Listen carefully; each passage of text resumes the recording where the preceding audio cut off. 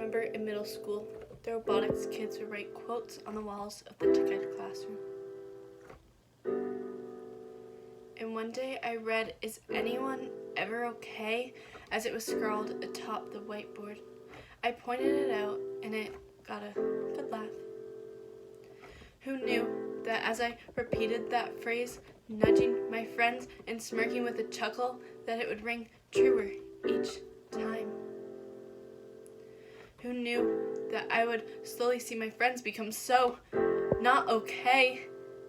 And who knew that I would miss them so much when they left to fight a battle that I could never dream of even in my nightmares? A world of silly little quotes on walls came crashing down. Who knew that entering high school I would come see 20% of people my age diagnosed with depression? This number is the person sitting next to you, is the girl who uses makeup to cover up the trail of tears. It is the boy who hardly speaks because he's afraid he might spill. It is the friend who you least suspect. It is the cousin whose picture was plastered over Facebook with prayers and condolences to your family layered in the comments section, because who knew? Who knew that when they opened up the diary of the girl who had lost that battle, every page would be scarred with the thoughts she never allowed leave the dungeon of her mind? Who knew? I was a bystander.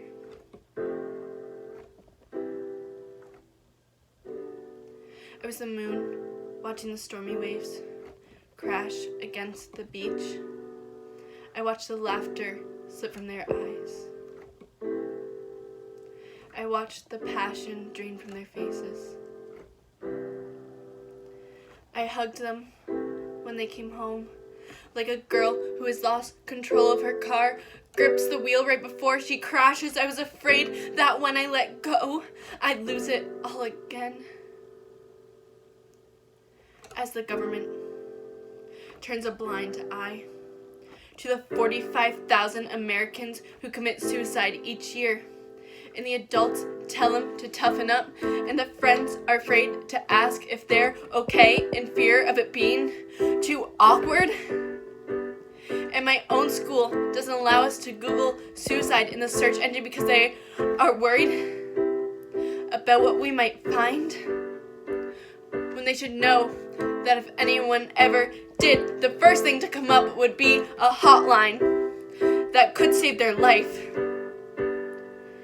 As if the world would rather us wire our mouths shut than allow the mouths of the people who want to be heard to open.